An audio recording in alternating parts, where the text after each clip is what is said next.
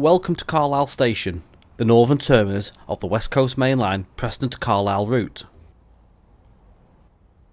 Situated on the West Coast Main Line, this Grade 2 listed structure oversees a wide range of services throughout the day. Its location is some 102 miles southeast of Glasgow Central and 299 miles northwest of London Euston. Looks like there's a missing route map over there. Let's head over to it and fix it whilst you are here.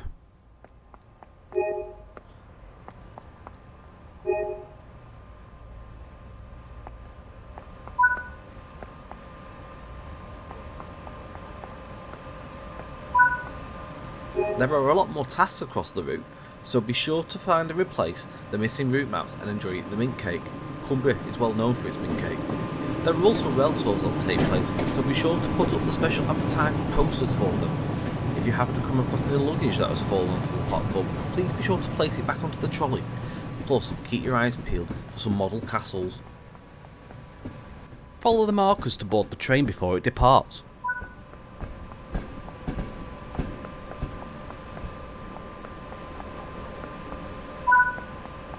Take a seat anywhere you like.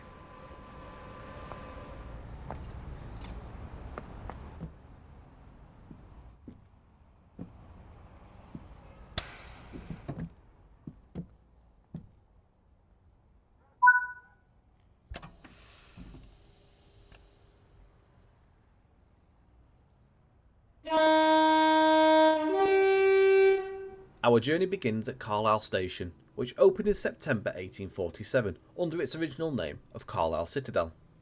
This name lasted all the way through until 1948, where it was renamed to its current name, Carlisle.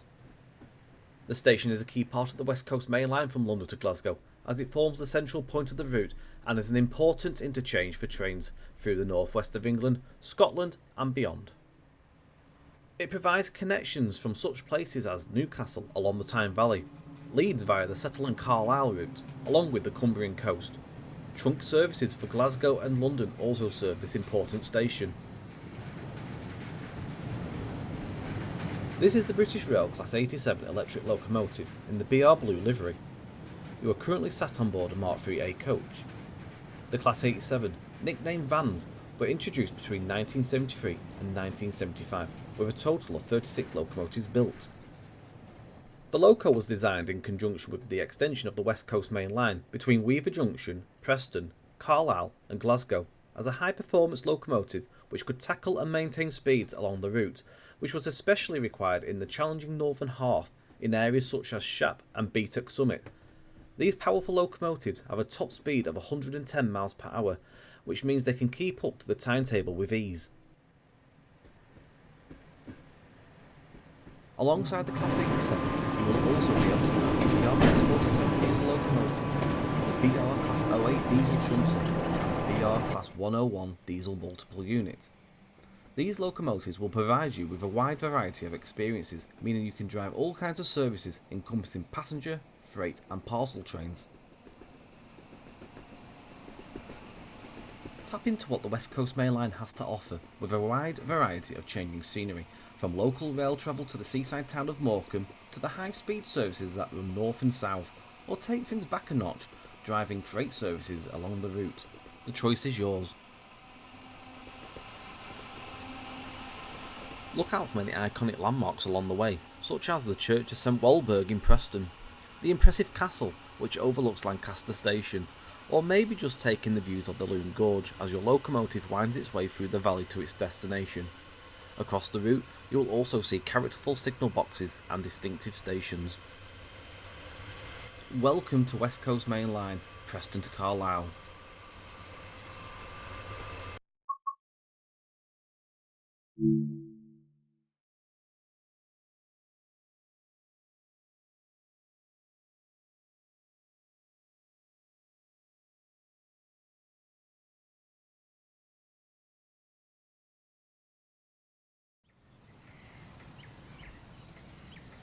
This is the British Rail Class 87 locomotive in BR Corporate Blue livery. In this brief introduction, we will go through various procedures such as cab setup, passenger door operations, driving and stopping. You will need to enter the locomotive to get started. Head over there now, and why not take a closer look around the Class 87 along the way.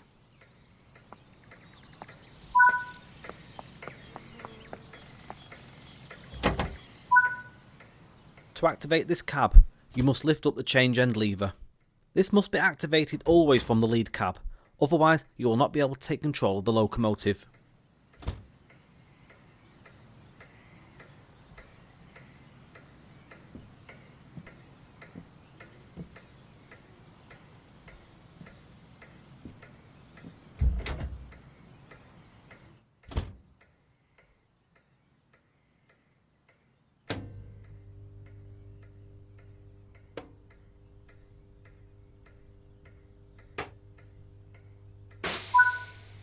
Sit in the driver's seat to continue the... Set the master key to activate the driver's desk. Headlights and markers are used to inform others around that this locomotive is active. The headlight...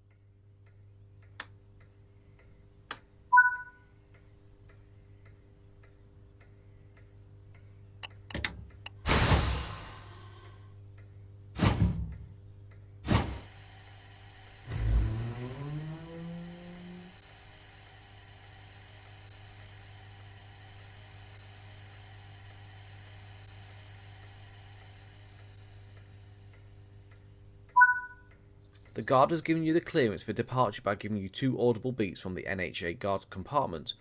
Acknowledge receipt of this by responding with 2 tones. Set the master switch. To release the brakes, move and hold the train brake handle to the release and overcharge position. Observe the brake gauge. Once they are released, you can let go. It will spring back into the running position.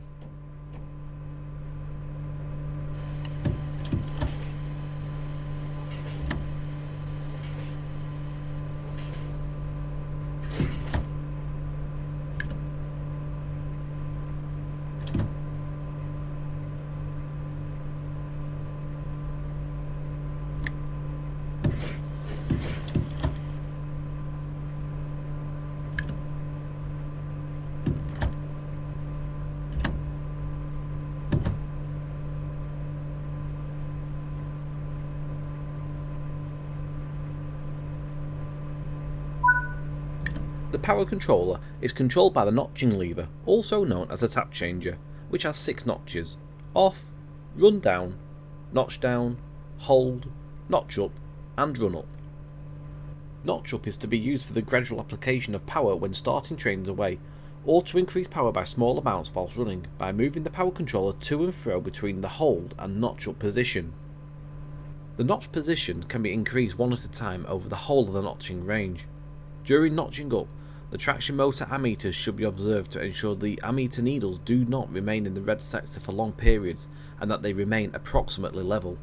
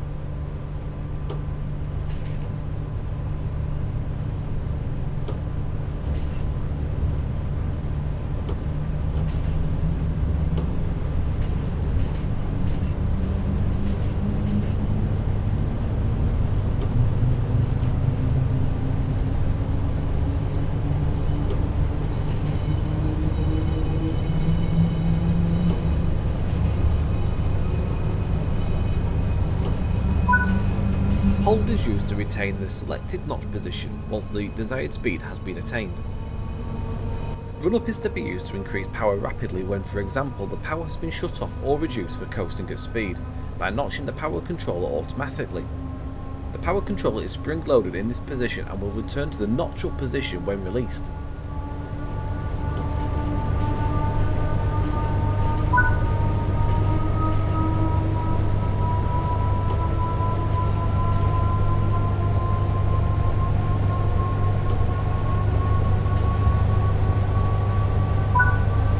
Notchdown is to be used to reduce power one notch at a time by moving the power controller to and fro between hold and notchdown positions. Each complete movement reduces the tap changer positions by one notch. Rundown is to be used to reduce power when the desired speed is attained, or to quickly reduce the notch position prior to moving the power controller to off. This avoids a sudden chopping off of power as the secondary and motor contact is open, which could reduce drawbar shocks along the train.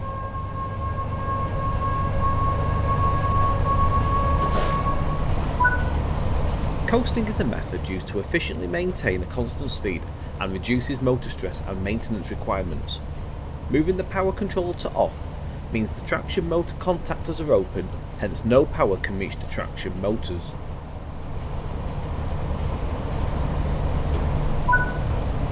The tap changer is also used to provide braking effort via the rheostatic brake, which uses the traction motors to brake the locomotive. This is done by turning the motors into generators, which convert the kinetic energy of the locomotive into electricity.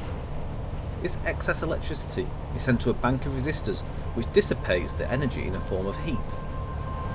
A set of blowers are provided below the resistors, which speed up in proportion to the strength of the rheostatic brake applied, resulting in the classic wailing sound whilst braking. Unique to the Class 87, this locomotive is fitted with a power brake switch on the train brake handle, which means that as soon as you move the train brake handle away from running, traction power is cut and approximately 500 amps of rheostatic brake is applied. Once the tap changer is completely notched down, normal rheostatic brake performance will resume.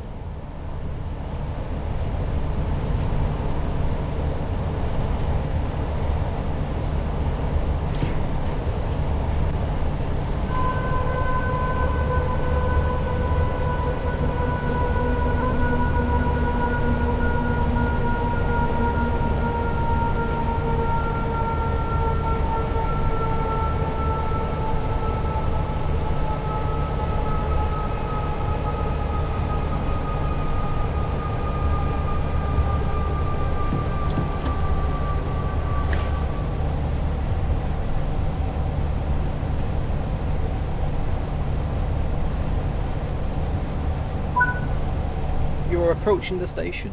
Begin applying a small amount of braking force by moving the brakes into the braking range.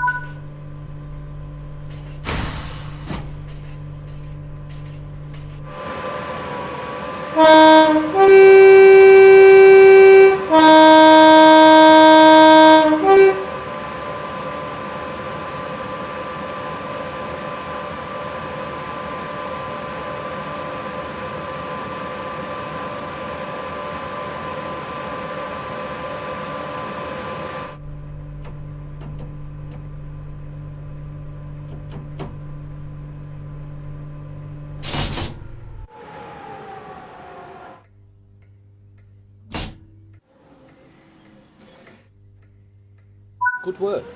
That concludes the basics of this locomotive.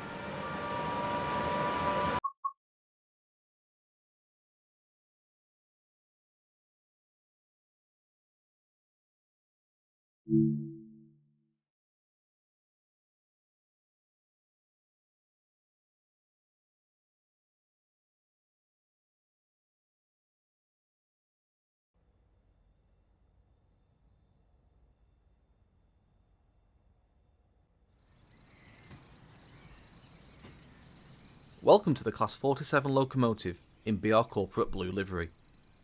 This brief introduction will go through start-up, stopping and passenger door operations. A lot of time will be spent in the locomotive. To get the locomotive started, set the battery isolation switch. Sit in the driver's seat. The master key is used to activate the control desk. Move the reverser into. The locomotive is now ready to be started.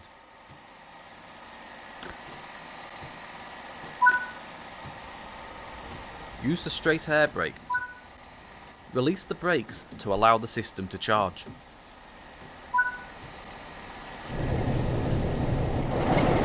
Use the reverser to set the direction of travel. Almost ready. Release the remaining brakes, the parking brake and a straight air. Increase the throttle to start moving. Do not apply too much power too quickly. It's important to provide a smooth ride for passengers.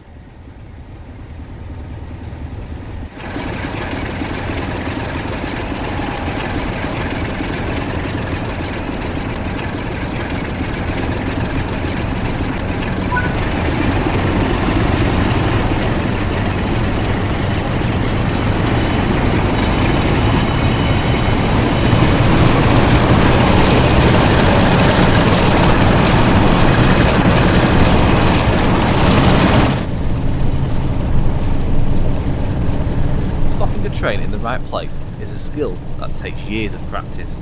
It might take a few attempts to get it right.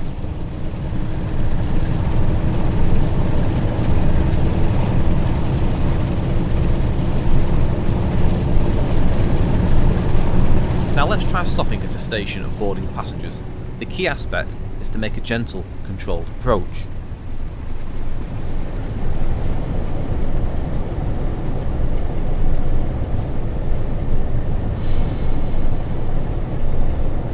Depending on the speed of the train, begin braking between 1 and 1.5 miles from the platform.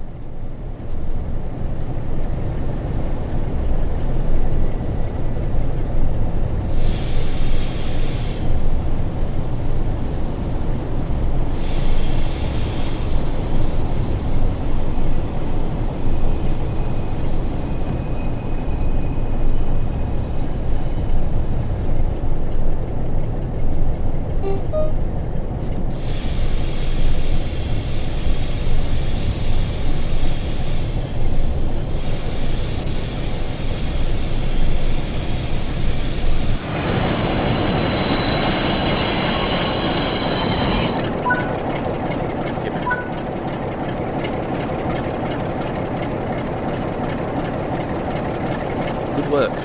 You have covered the basics of driving a Class 47 diesel locomotive.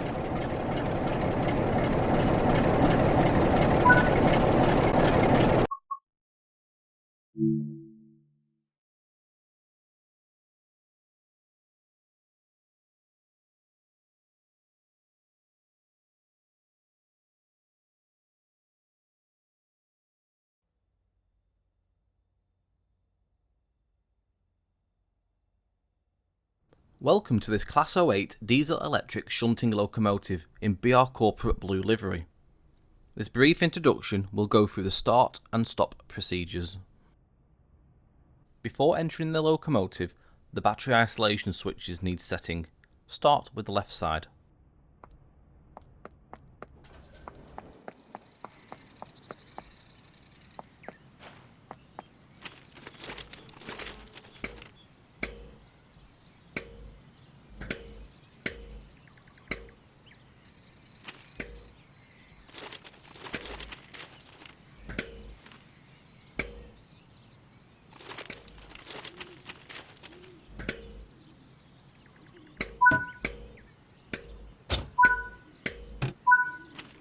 As with the left battery isolation switch, set the right side. Enter the cab and continue preparations. Active lights are important to let others around know that this locomotive is operational. A lot of time will be spent driving, so take a seat to continue. Go ahead and start the locomotive.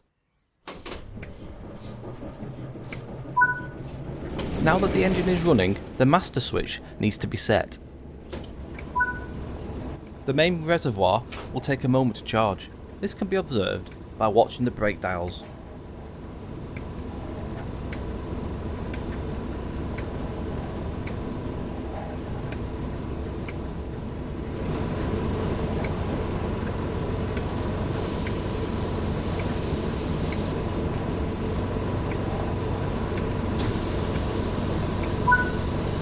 To ensure that nothing moves while preparations continue, the locomotive brake is holding the train, so the rest of the brakes can be released.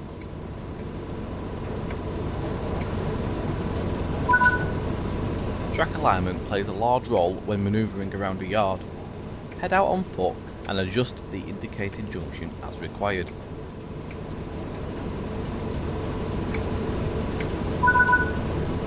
It's time to move.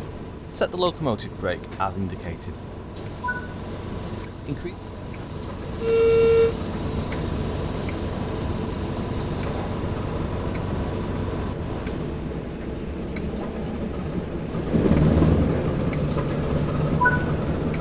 With the locomotive now moving, it's possible to apply more power and focus on achieving the desired speed.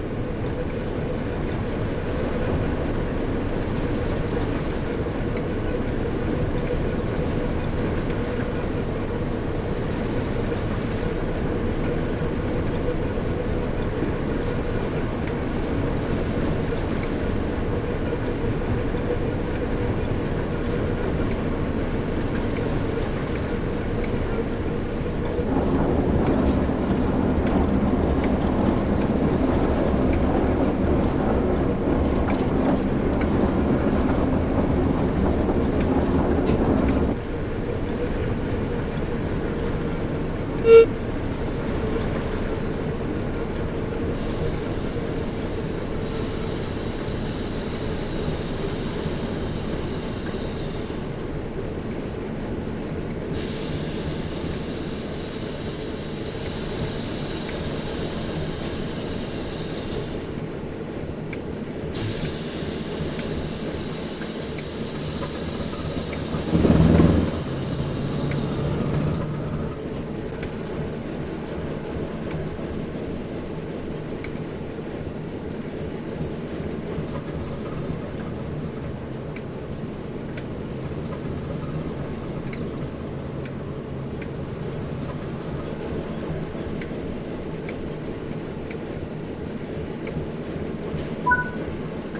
work. That concludes all the basics of this locomotive.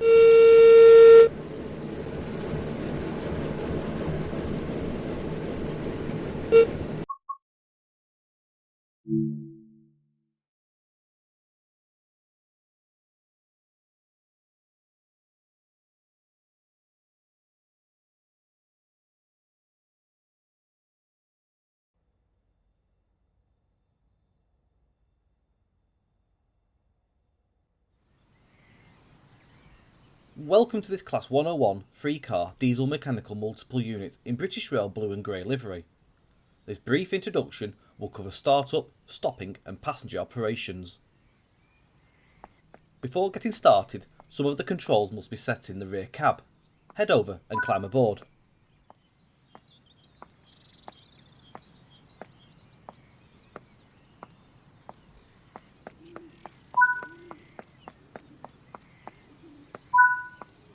While the brakes in the lead vehicle hold the train, set this brake as indicated.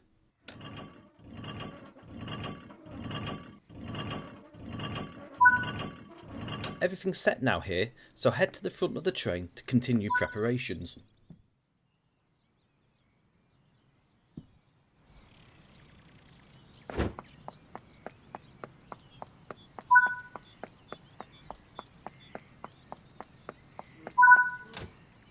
When ready, sit in the driver's seat.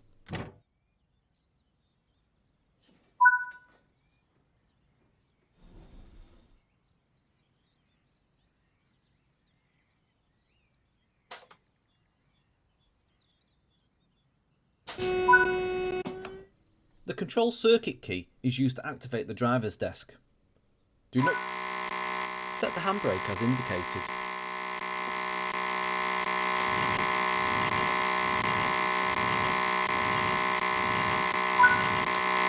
White marker lights will indicate to anyone around that this is the front of the operational train.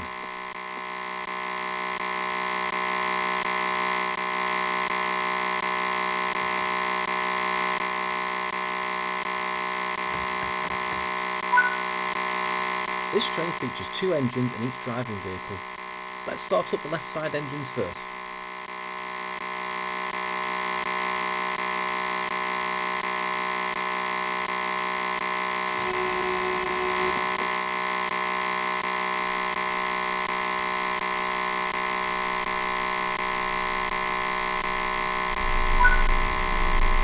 Now that the left side engines are turned on, let's start the engines on the right hand side of the vehicle. Give a quick glance at the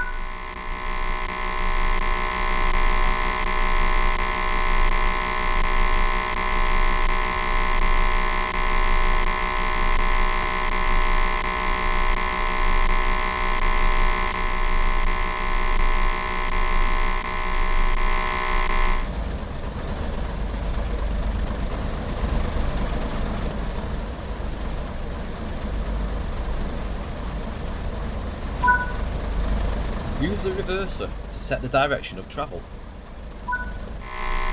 This train increase the throttle to start moving. Do not apply too much power too quickly. It's important to provide a smooth ride for passengers.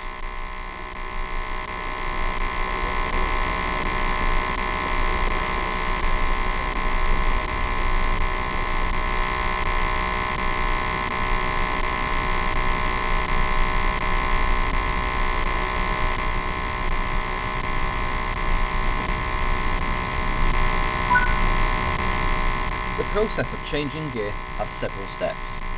Set the throttle to idle and allow the engine RPM to reduce below the yellow zone.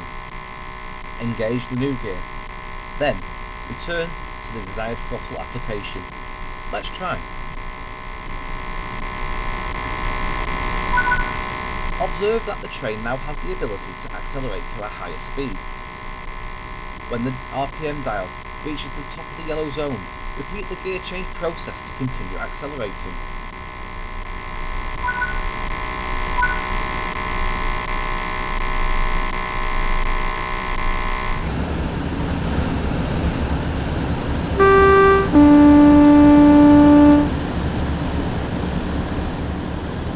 Start applying a small amount of brake force now to achieve a comfortable stop.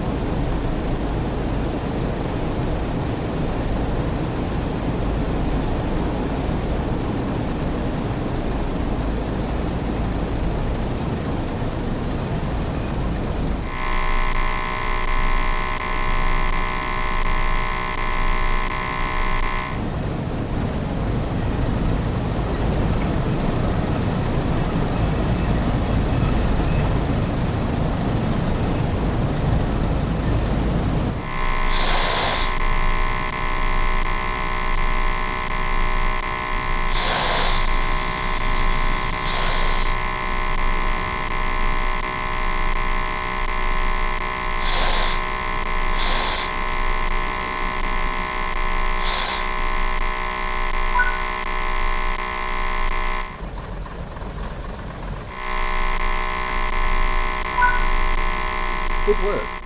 You have now covered the basic operations of a Class 101 diesel multiple unit.